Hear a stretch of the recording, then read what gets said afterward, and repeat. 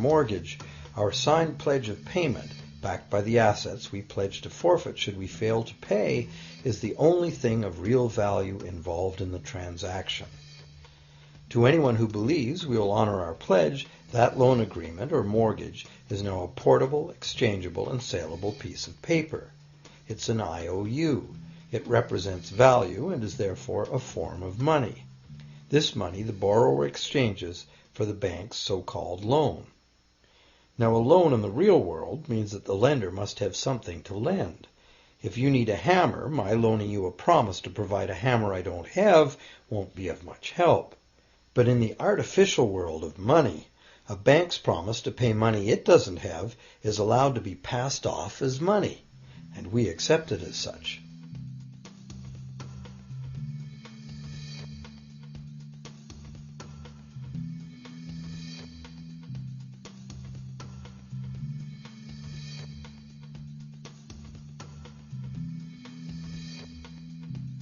Once the borrower signs the pledge of debt, the bank then balances the transaction by creating, with a few keystrokes on a computer, a matching debt of the bank to the borrower. From the borrower's point of view, this becomes loan money in his or her account, and because the government allows this debt of the bank to the borrower to be converted to government fiat currency, everyone has to accept it as money. Again, the basic truth is very simple. Without the document the borrower signed, the banker would have nothing to lend. Have you ever wondered how everyone, governments, corporations, small businesses, families, can all be in debt at the same time and for such astronomical amounts? Have you ever questioned how there can be that much money out there to lend? Now you know. There isn't. Banks do not lend money. They simply create it from debt. And as debt is potentially unlimited, so is the supply of money.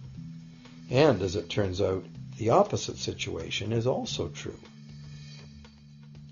Isn't it astounding that despite the incredible wealth of resources, innovation, and productivity that surrounds us, almost all of us, from governments to companies to individuals, are heavily in debt to bankers? If only people would stop and think, how can that be? How can it be that the people who actually produce all the real wealth in the world are in debt to those who merely lend out the money that represents the wealth? Even more amazing is that once we realize that money really is debt, we realize that if there was no debt, there'd be no money.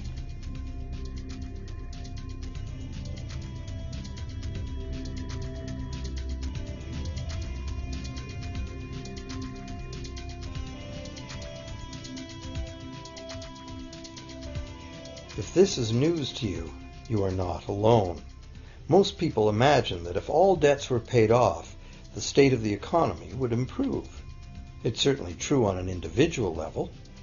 Just as we have more money to spend when our loan payments are finished, we think that if everyone were out of debt, there would be more money to spend in general. But the truth is the exact opposite. There would be no money at all. There it is. We are totally dependent on continually renewed bank credit for there to be any money in existence. No loans, no money, which is what happened during the Great Depression. The money supply shrank drastically as the supply of loans dried up.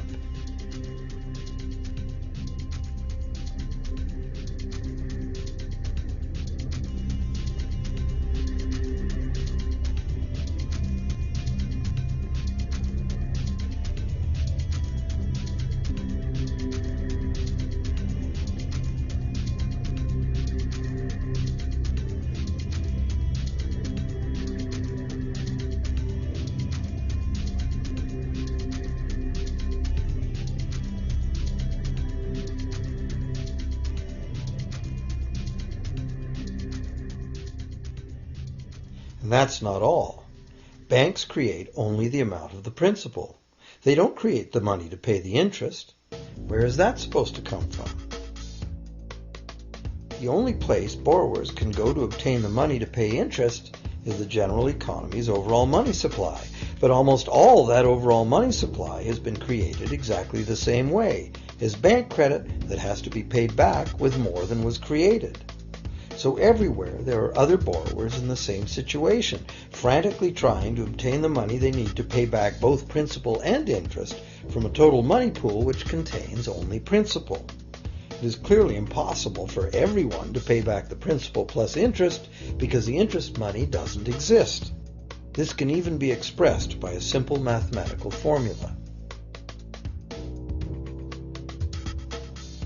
The big problem here is that for long-term loans, such as mortgages and government debt, the total interest far exceeds the principal. So unless a lot of extra money is created to pay the interest, it means a very high proportion of foreclosures and a non-functioning economy. To maintain a functional society, the rate of foreclosure needs to be low. And so, to accomplish this, more and more new debt money has to be created to satisfy today's demands for money to service the previous debt. But of course, this just makes the total debt bigger, and that means more interest must ultimately be paid, resulting in an ever-escalating and inescapable spiral of mounting indebtedness.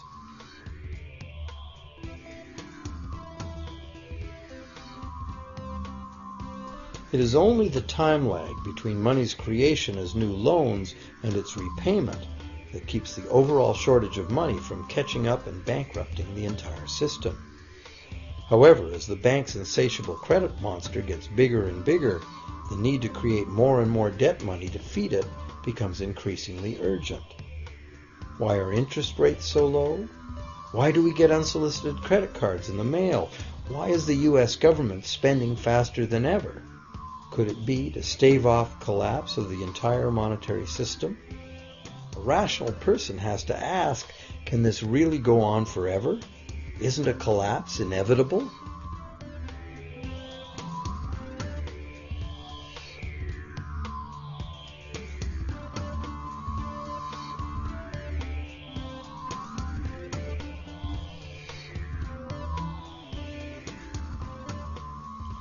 Money facilitates production and trade. As the money supply increases, money just becomes increasingly worthless unless the volume of production and trade in the real world grows by the same amount. Add to this the realization that when we hear that the economy is growing at 3% per year, it sounds like a constant rate, but it's not. This year's 3% represents more real goods and services than last year's 3% because it's 3% of the new total. Instead of a straight line, as is naturally visualized from the words, it is really an exponential curve getting steeper and steeper. The problem, of course, is that perpetual growth of the real economy requires perpetually escalating use of real-world resources and energy. More and more stuff has to go from natural resource to garbage every year, forever, just to keep this system from collapsing.